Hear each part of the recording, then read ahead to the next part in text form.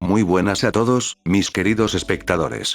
El día de hoy estamos reunidos para revisar 3 episodios más de la serie Precursores. Esto para acelerar las cosas y no perdernos tanto en otros asuntos. Antes de iniciar les recuerdo que se suscriban y den me gusta a este video así como comentar. Sin más, comencemos. Comenzamos otra vez con el gato ese todo raro sobre la masa de materia fecal. Esto supongo será importante para la trama o algo así, obviamente, si no fuera así, no lo pondrían, no es como en las 50 series que he revisado donde solo ponen cosas por poner. ¿Verdad? Total, luego de ese pinche sueño húmedo del autor de Necrocalipsis, iniciamos con el título. Estamos en la noche con un cielo verde. Estamos en un camión con 4 personas, un conductor, una mujer anciana durmiendo y una pareja cogiendo. Porque pues eso era importante, 3 capítulos y ya tenemos la escena de sexo gratuito. Lo que me da risa es que le digan manteniendo relaciones sexuales y que estén ahí con los otros 2 personajes como si nada, parece que alguien se leyó los cómics de Crosset, si no es así no me explico qué necesidad había. Al menos que lo describiera más, pero en él, solo es ahí están manteniendo relaciones sexuales. Díganlo como es cabrones, que no estamos en un pinche libro de primaria. Según ambos están lastimados porque estaba haciendo acrobacias en su moto, porque sí, si te caes de la moto donde estabas haciendo acrobacias solo tienes raspones, eso lo sabe todo el mundo. Pero parece que eso no importa, estos personajes dudo que tengan relación siquiera con lo que veamos después con los protagonistas fresas que no saben hacer nada por su cuenta más que pedirles dinero a sus jefes. Pinches inútiles, al chile no valen madre. Hay otro cabrón con ellos donde escuchen esto, se le describe como alguien promedio, altura promedio, rostro promedio, vestimenta promedio. No pues sí, la mejor audioserie de todos los tiempos, tiene de todo, escritura promedio, personajes promedios, música promedio y todo eso. ¿Qué? ¿Que no entienden de qué hablo al decirles que es promedio? Pues se joden, estoy aplicando la misma que el autor al hacer que un personaje sea promedio, sin darnos contexto de nada más. Y aquí me dirán, Speaker estás exagerando, pues no, hay una regla en la escritura que dice así, si hay una pistola al inicio de tu novela, al final debe de dispararse, esto quiere decir que todo lo que tú escribas es parte importante de la obra, no existe el relleno, personajes desechables ni nada por el estilo, eso es de un autor perezoso que no quiso batallar y se limitó a decir que era promedio. Y es algo curioso en esta serie, a veces te deja que te busques la vida tú solo y en otras que es en su mayoría, te explican todo demás tratándote como un niño o alguien con pocas luces. No hay punto medio, y eso es un error. Pero continuemos, no vaya a ser que algo se me vaya a pasar. Total el gris, que así le diré, resulta ser ni más ni menos que Robinson, que no sé si alguno de ustedes se acuerde de cómo es físicamente, porque yo no, y el hecho de que nos digan que su apariencia, altura y características son promedio, es muy burdo a mi gusto. En cuanto a mí cuando escribo a mis personajes suelo mencionar alguna característica física de ellos en ocasiones, además de dejar en claro bien las cosas. Para mí ningún personaje es promedio en mis historias, pero bueno, cada autor manda en su mundo y si para este caso él lo toma así, pues ¿qué se le va a hacer? Yo no sé ustedes pero yo recuerdo más a este personaje por ser un ridículo que cerró los puños y miró al cielo frustrado en una escena bastante cringe a decir verdad. Recuerdo más eso que otra cosa. Pero no es solo eso. Más allá de la prota que es la única que se nos ha dado imagen de cómo es. Los demás los imagino como en ese capítulo de los padrinos mágicos donde todos son grises. Así más o menos va la cosa. Total que el gris que da pena ajena se baja del autobús.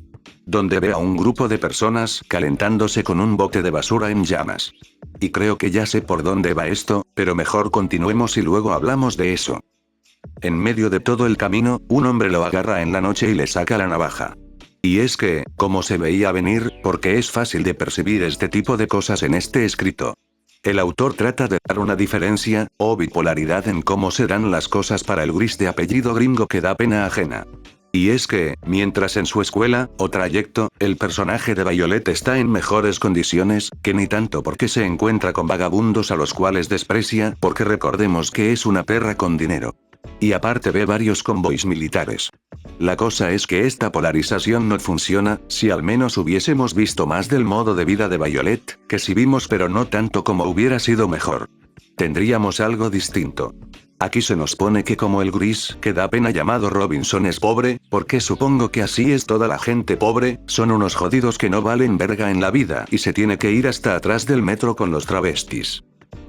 Puesto que, en esta representación se nos pone que hay basura en la calle, que ojo yo he estado en la Ciudad de México, que es la más grande del mundo y sigue teniendo basura, sin mencionar París, Inglaterra, España y demás lugares de primer mundo que tienen ciudades ricas y hay basura a montones.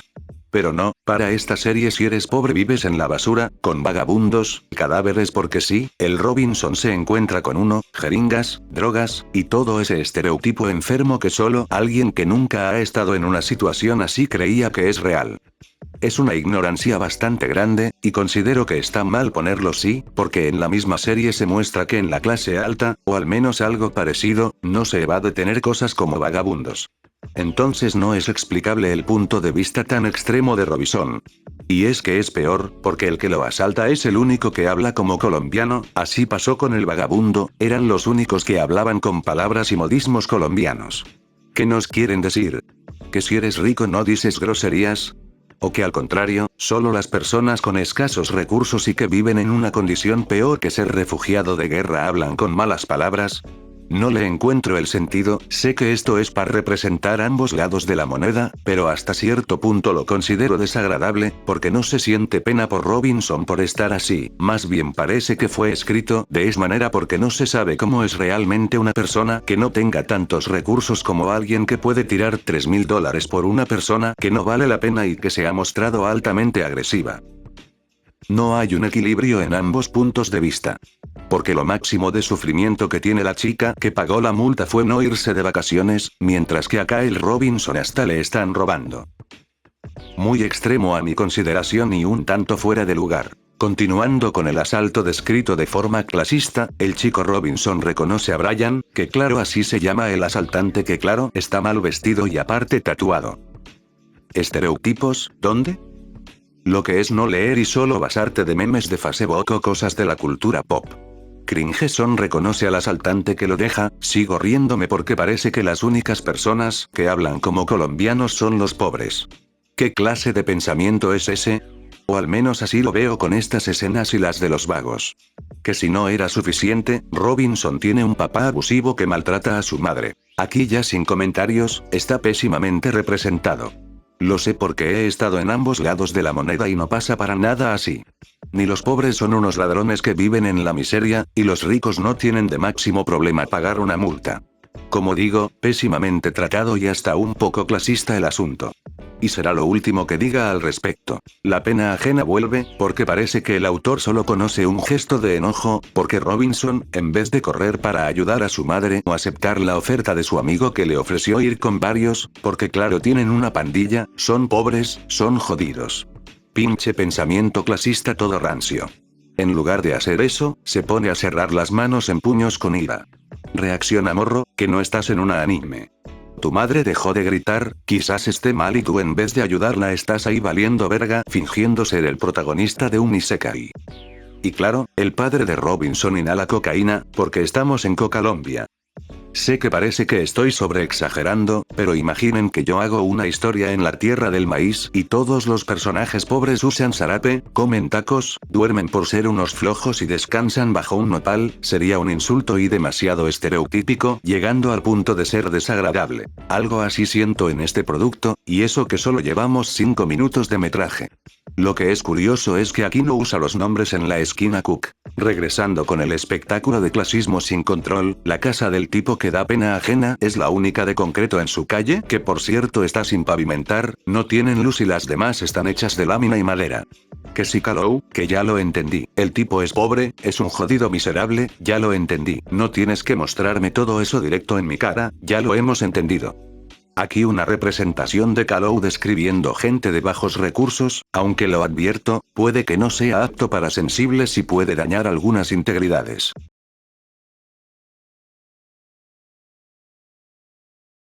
puto vato jodido, lo tenías escondido, paseando en tu Nissan y tu vieja aquí conmigo. Naco, mugroso, pendejo, jodido, su casa es verde menta y el pito de judío.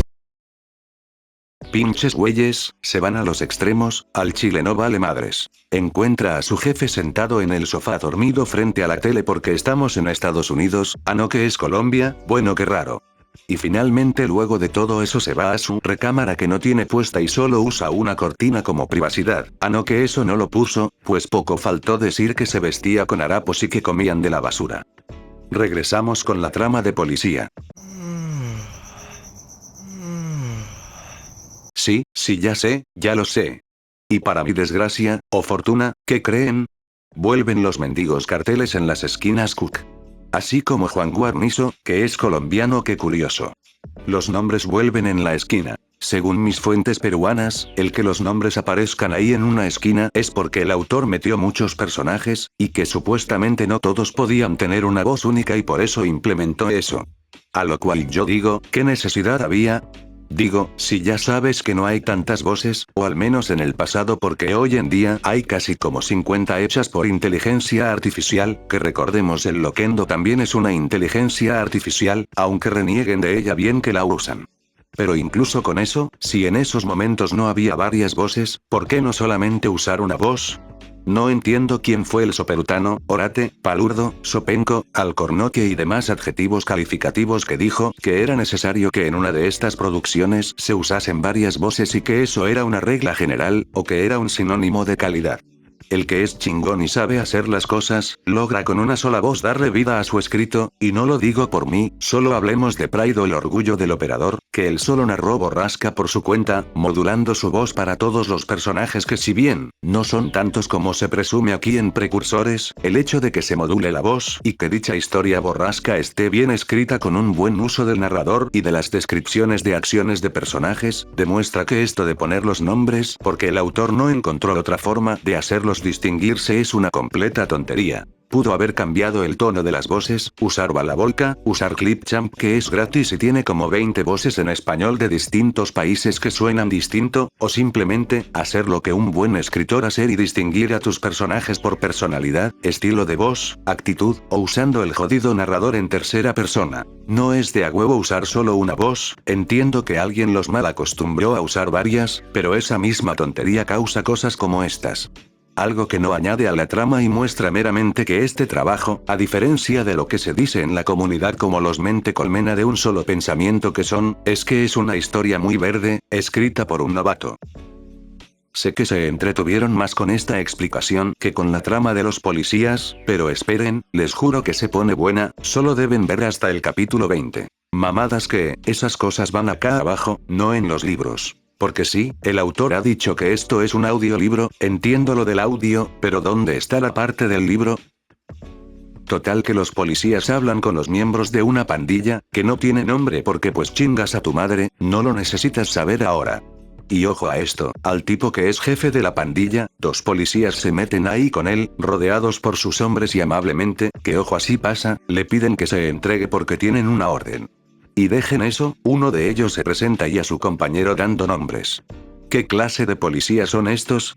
Si el tipo es un criminal acusado de tantas cosas, entren y llévenselo y ya, si ya tienen la orden no veo el por qué hacen esta pantomima de pedirle amablemente a un loco jefe de pandilla y posiblemente asesino, que coopere con la policía. No sé cómo funcionan las cosas en Colombia, pero dudo que la policía se presente tan amable a capturar a un importante jefe de la mafia así como así y luego, dando nombres que aunque no sean los suyos, pueden terminar jodiendo a mucha gente. Es la peor redada que haya visto en todo este tiempo. Luego el otro policía le pide que se entregue o entrarán por la fuerza, que ni tanto porque ya tienen orden judicial y las puertas no están cerradas precisamente, y los francotiradores acabarán con él. Y aquí me pregunto, ¿dónde coño está la guarida de este tipo? Digo porque si unos francotiradores lo pueden matar en cualquier momento, no solo el lugar, sino la seguridad que tiene es una porquería. Y fuera de eso, ¿por qué dejaron entrar a 2 policías? No es como que vayan vestidos de encubierto, van como si nada, pero por encima de todo, ¿qué tiene de relevante esta jodida trama?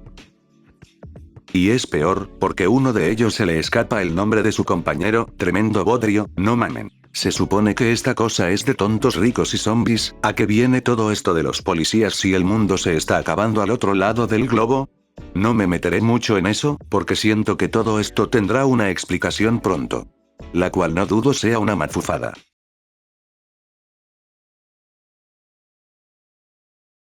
Y después de todo eso, de toda esa cosa mafufa, nos regresan con la sobreexposición, porque el narrador directamente mira a la cámara y nos dice todo sobre el sujeto al que están arrestando. Lo que es no saber escribir una maldita historia bien. Sé que sueno culero, que sueno molesto o enojado, pero estoy pensando más allá, gente. A mí me la vendieron como una de las mejores audioseries de todos los tiempos, pero yo veo esto más como una novela. Yo no veo estas series como eso, las veo como manuscritos convertidos en audio, y si creen que yo soy un culero, es porque no han conocido gente del mundo editorial. Ellos sí son unos culeros. Para que se den una idea, destrozan tu historia, mundo, personajes y les importa poco lo que sientas. Y una persona del mundo editorial ve este escrito, y la mayoría de los que he revisado, les van a decir que no saben escribir. No es que sea un culero, es que así funcionan las cosas. Volviendo a la historia, se pelean en el lugar porque claro, la redada es la cosa más peormente hecha que haya visto en mi vida, y entonces los descubren. Se dan de tiros y como si estuvieran en una película, empiezan a decir que les bajarán el sueldo y no sé qué tanta cosa más. Pinches diálogos fuera de lugar.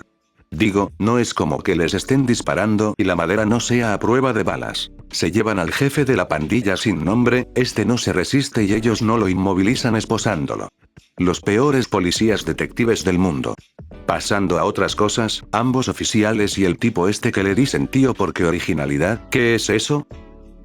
Me recuerda a Emilia Pérez y su narcotraficante llamado el Manitas.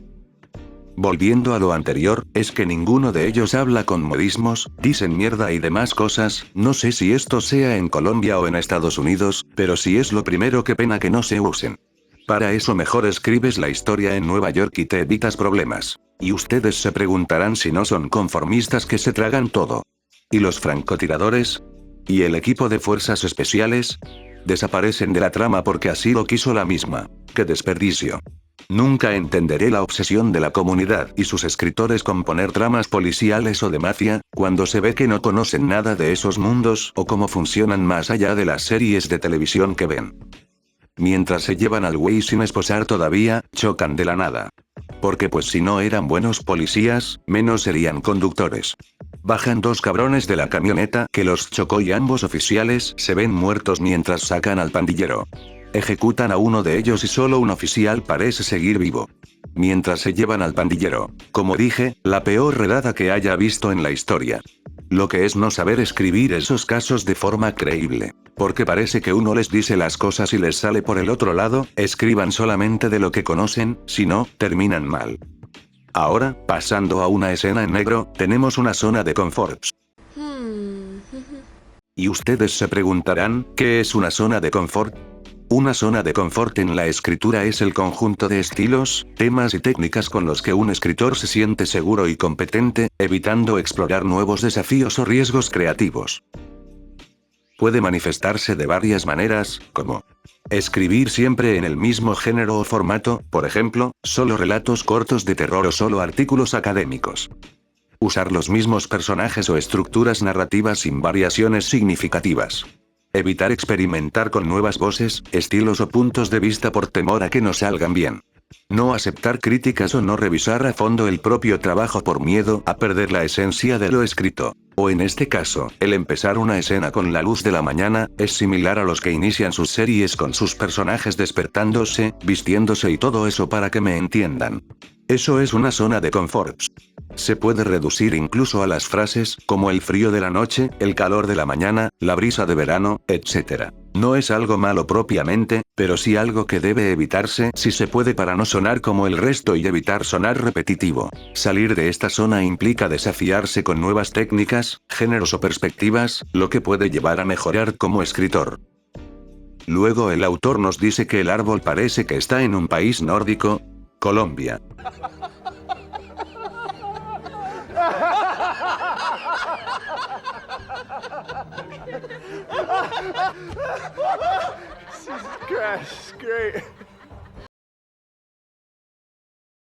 Sí, claro, campeón.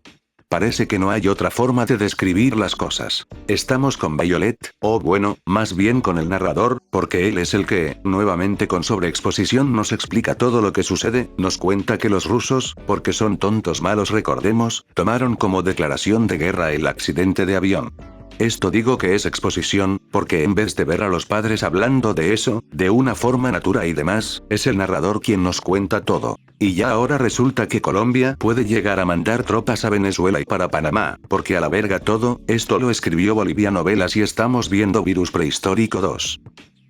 Y sí, ya me vale madres lo que me digan, porque a diferencia de la mayoría, yo sí me vi Virus Prehistórico, y puedo decirles que es casi igual a Precursores.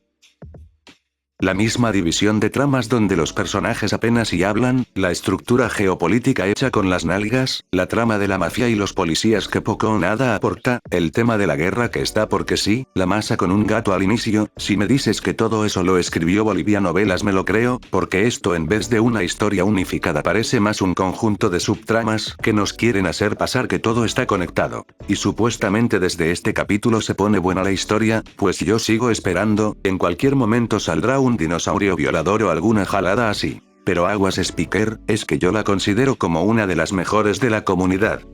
Pues qué malos gustos y criterio tienes de verdad. Una familia vecina de Violet se están mudando y claro que tienen seguridad privada porque esta historia se escribió en los 90. Y de la nada la vieja loca vecina le dice que se vayan a las montañas y que luego la morra se meta en un orfanato. Acabando el capítulo. Ok.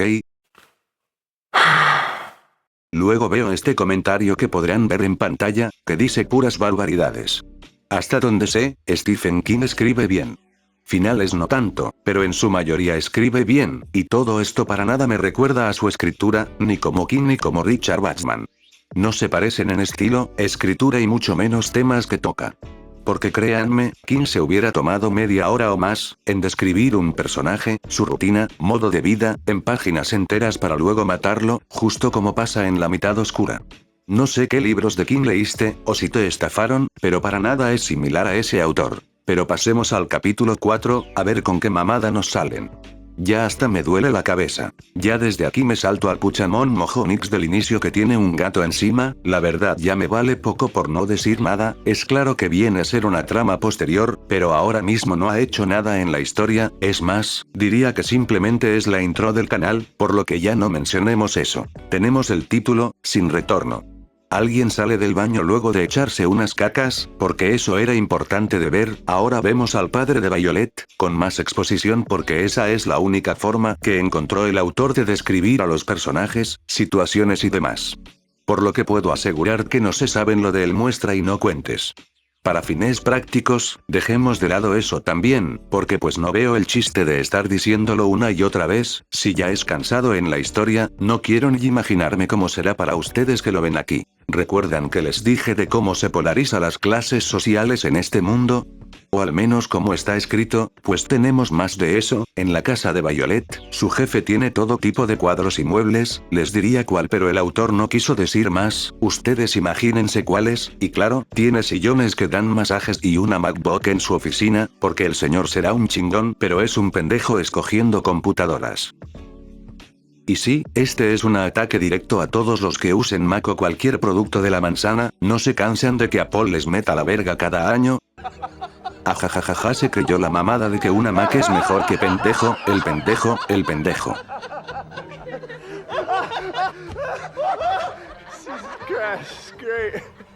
Los personajes hablan y a la vez no de lo que pasa en el mundo porque no dan su opinión, solamente están para decir qué sucede y aparentar sentirse preocupados para que no parezca que son personajes vacíos. Tenemos a los policías, que están en el hospital, y escuchen esto, ahora resulta que hay magia en este mundo, porque en 32 horas ellos se recuperan. ¿Cómo? Eso es lo que me pregunté, ¿cómo es que dos hombres que terminaron volcados por el choque de una camioneta a su auto salen en solo 32 horas? Incluso en el más leve de los accidentes, deberían estar mínimo de 1 a 4 semanas en reposo, tratamiento adecuado y demás, y no decir si fue algo más grave, que podrían estar de 3 meses a 1 año o más.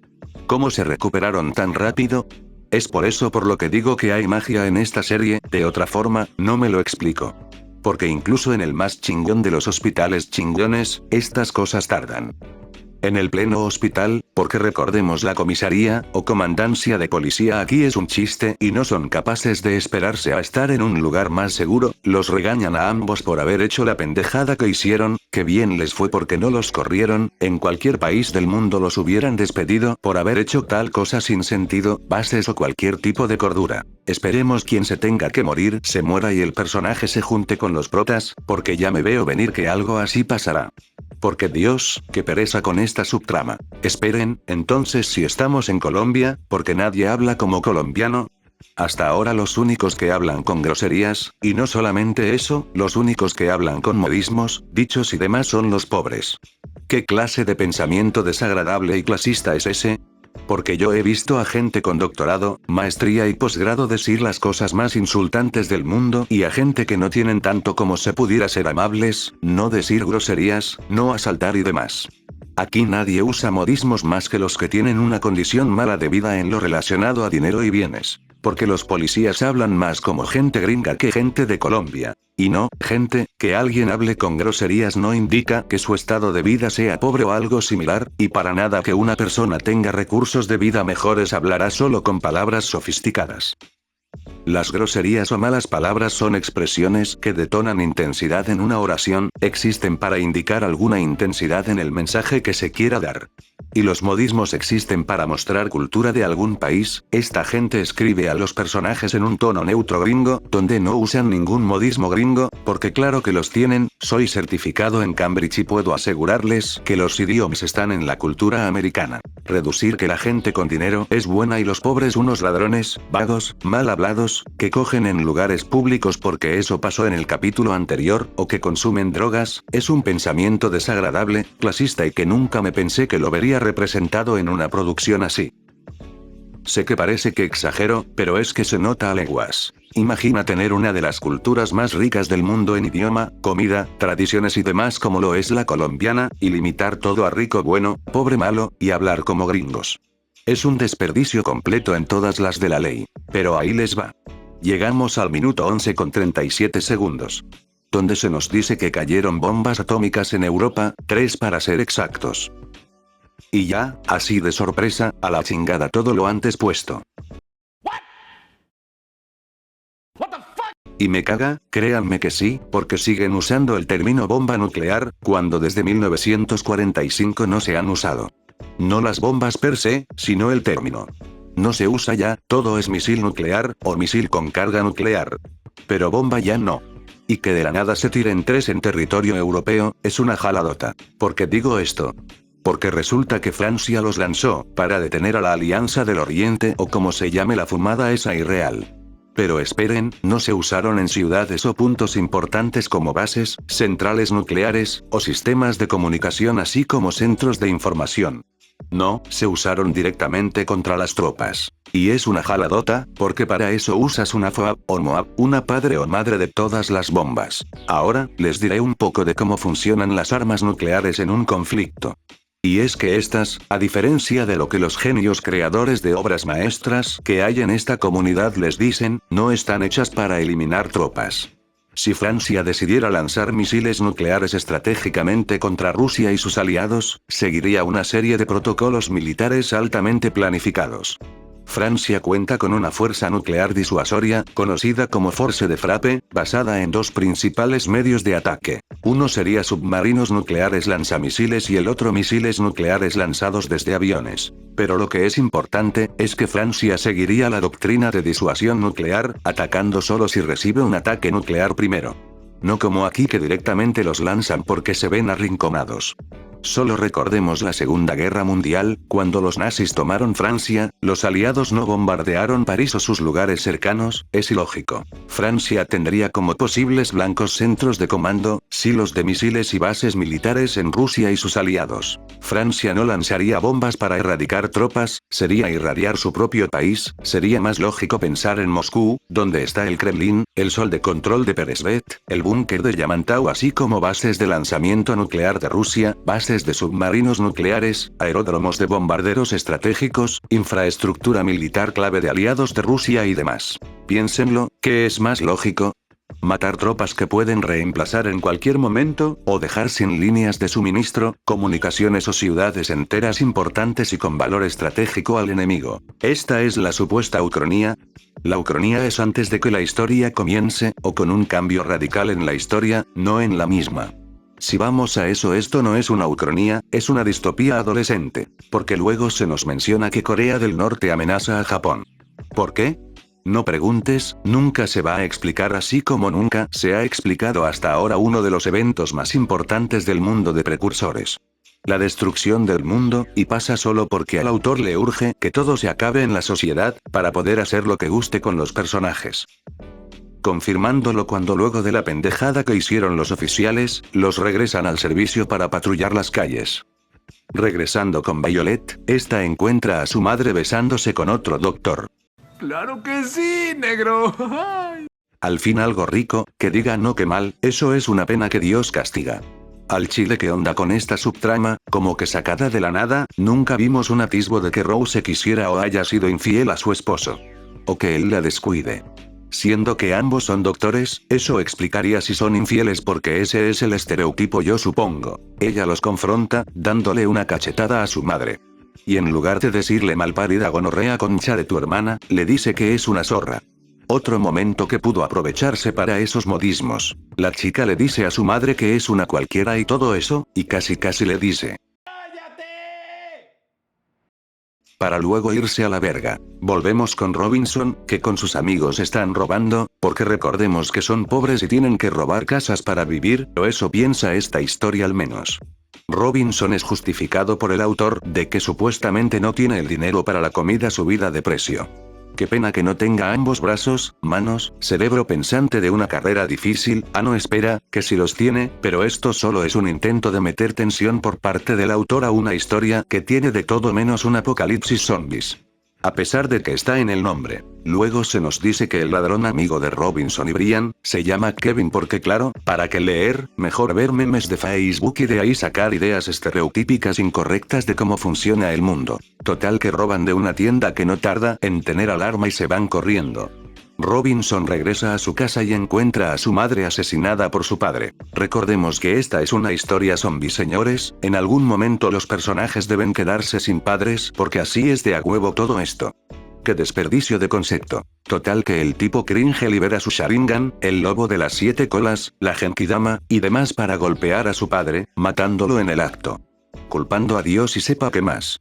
Pues hombre, si al menos alguna vez hubieras denunciado todo esto, o siquiera evitado que su madre muriera, pero no, nunca hizo nada de por medio, así que echarle la culpa a todo menos a su cobardía o más bien falta de actuar, es una tontería. Pero eso sí, tiene los huevos para tomar una pistola y querer matarse. Muchos pinches huevos ahora que todo el mundo está muerto, pero cuando tu madre te necesitó, no hiciste nada, cuando pudiste evitarlo no hiciste nada. ¿Qué chiste tiene culpar al mundo o meter la trama de la guerra nuclear? El chico apenas si llora por lo que ve. Es a mi consideración, un desperdicio y una trama tan mal implementada que solo duró a lo mucho 5 minutos en ambos capítulos. Para eso los matas fuera de cámara como hace todo el mundo y ya. No siento pena o algo de lástima por estos personajes, la madre y el padre nunca hablaron en todo esto. Y luego que el narrador se ponga a echarle la culpa a Dios, es una pendejada total. Es ser muy reduccionista considerando que todos estos personajes pobres están escritos de la forma más estereotípica posible. Antes de librarnos de esta tortura a la cual se le quiere llamar personaje o pero aún, subtrama, la pendeja de Violet le marca y evita que se mate llamándole por su cumpleaños. Esto evita que se mate y cierra a negro la escena. Qué cansado estoy, Dios, alguien por el amor de Dios, acabe con todo esto. Volvemos con la policía, que encontró al asesino de las 14 personas, el cual solo les sonríe y ya, terminando el capítulo. 12 páginas, cabrones, he abandonado a mi hijo, lo he abandonado por esto. Perdóname, pronto volveré a ti. Estoy sintiendo algo que no había sentido hace mucho, me está dando, oh Dios, no.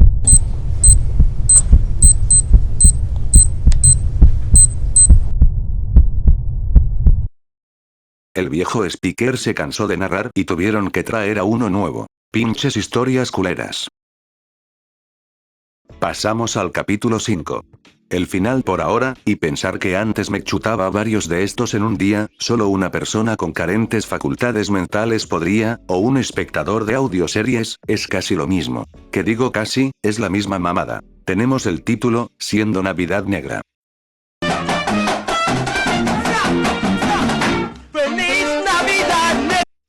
Oh no, un maldito fondo de anime, seguro hice algo en el pasado que terminó por joderme todo esto, habré hecho algo para terminar así. Pasamos con Otto, el alemán que por alguna razón vive en Colombia, y que ojo a esto, el narrador dice que la gente se le queda viendo cuando pasa por sus ojos y cabello.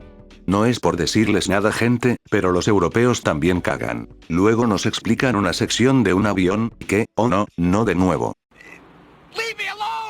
Aeropuerto Internacional El Alto en La Paz, Bolivia. Fuente Wikipedia. Fuente Wikipedia. No sé quién es peor, si el original, o la copia. Se hace un chiste medio cagado donde una morra prefiere hablar con un europeo que con su novio, como que alguien quiere proyectar una inseguridad aquí, digo, nunca había pasado con el personaje antes. Pasamos con Robinson, que ahora ya se le fue lo loco psicótico asesino. Y así como se le pasa la violencia y el momento, el tipo se pone muy tranquilo a comer pastel con su morra. Oh bueno, no es su morra. Podríamos ver eso, pero mejor pasémonos a ver a Elena saliendo del baño.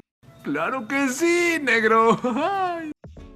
Ahora, por alguna razón que no entiendo, todo esto pasa mientras la pantalla está oscura.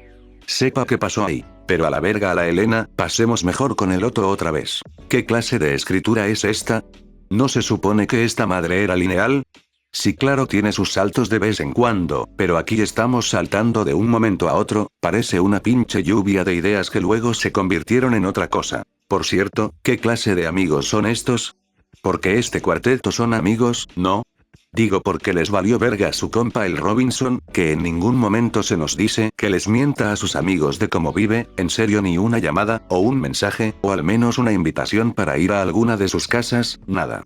Pero bueno, considerando que tenemos a los personajes más arquetipos que haya visto, no importa ya en realidad, vámonos en chiga que este vídeo ya duró mucho y creo que ya habría hecho emputar a más de uno. En las calles, más bien en el metro, la gente se convierte en zombie porque pues ya a la chingada.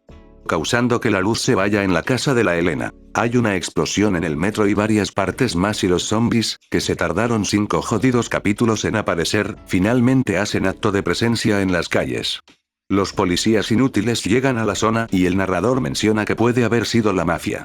Y esto es el puto problema de esta serie, los personajes no tienen tiempo de hablar, no tienen tiempo de expresar lo que sienten o piensan, todo lo que piensan, sienten o expresan lo dice el narrador, para eso mejor nada. Así no se escribe una historia. Ya me tienen hasta la madre, ya quiero acabar esto, por el amor de todo lo que es sagrado.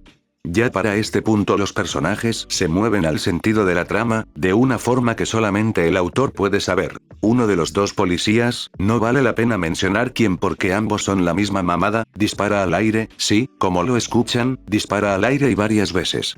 Pensé que eso solo lo hacían los pendejos que cantan en recorridos y rap latino, pero no, al parecer un policía entrenado también lo hace. Un pinche zombie aparece entre todo lo que pasa y se acerca a los polis, Alexander le dispara salvando a su amigo.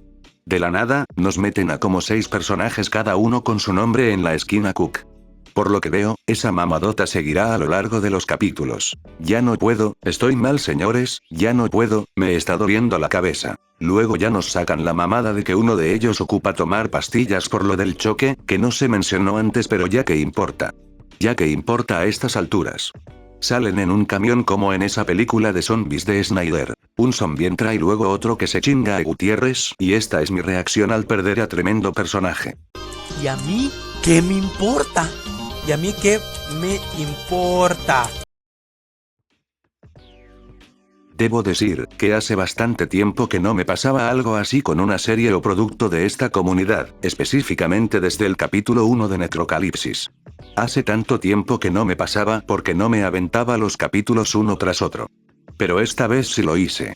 Y puedo decirles sin problemas que hasta ahora, el capítulo 5 de Precursores. No es la gran cosa. Es la misma serie zombie de toda la vida, llena de clichés, repeticiones de conductas y tramas y demás. Tenemos lo mismo, la trama de policías y mafia, la guerra en el mundo, el virus que aparece de golpe, la violencia intrafamiliar, pero todo esto con un poco de clasismo encima. Los personajes siguen siendo la misma cosa arquetípica que eran desde el inicio. El guapo extranjero que sabe todo y todo puede, el pobre jodido con familia violenta, la niña rica que no tiene nada de carisma, la otra niña que solo es una peleonera y que cumple el cliché de ser distinta a su madre, es que hasta en Big y Mandy eso pasaba, y los policías que sabes que uno de ellos se va a morir pero te importa poco o nada. Es posible que en los siguientes capítulos, alguno de los padres, por no decir todos de los protas, mueran quedándose solos en el mundo, teniendo otro cliché más de este género muerto y podrido. Y creo que es momento, es hora de que lo diga, y me vale madres honestamente piensan igual que yo o no, pero a mi punto de vista y me muero por decirlo, Precursores es igual de aburrida, repetitiva, cliché y mala que Virus prehistórico. A excepción de las faltas ortográficas y de edición, puedo decirles perfectamente que ambas series son la misma cosa. Ambas aburren por igual y con ambas me dolió la cabeza como no tienen una idea. A estas alturas los personajes poco o nada interesan, no hay nada que los diferencie del resto de series que abundan por ahí y es sin pedos una de las series más comunes que haya visto. No sé de dónde se sacaron la pinche mamada pendeja de que esta es de las mejores, seguramente, como siempre, solo lo dicen por las visitas que tiene, porque de otra forma, no lo entiendo. Y créanme si les digo que si esta madre es de las mejores que hay, no quiero imaginarme cómo son las peores, es más no debo hacerlo, he visto las peores cosas que esta comunidad ha traído y sin pedos les puedo decir que no hay mucha diferencia, es el mismo concepto, la misma cosa, solo que con gente con dinero y escrita con estereotipos clasistas. Son unos capítulos que, si tienes el chance de verlos, te recomiendo que lo hagas con cerebro, y no solamente como algo de fondo, porque si lo haces solamente así, es normal que hasta el ruido de la lluvia te parezca una audioserie excelente. Una pérdida de tiempo que espero termine pronto y que veo por qué le hacen tanto remake, está hecha a la y se va, a ver cómo sale.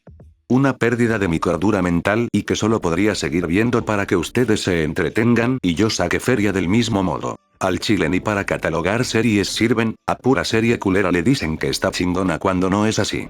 Una cosa es lo que piensen y otra muy distinta a la realidad. Y la realidad es, que esta serie no es buena, a lo mucho es promedio rozando el ser común, como dije, la misma cosa de toda la vida.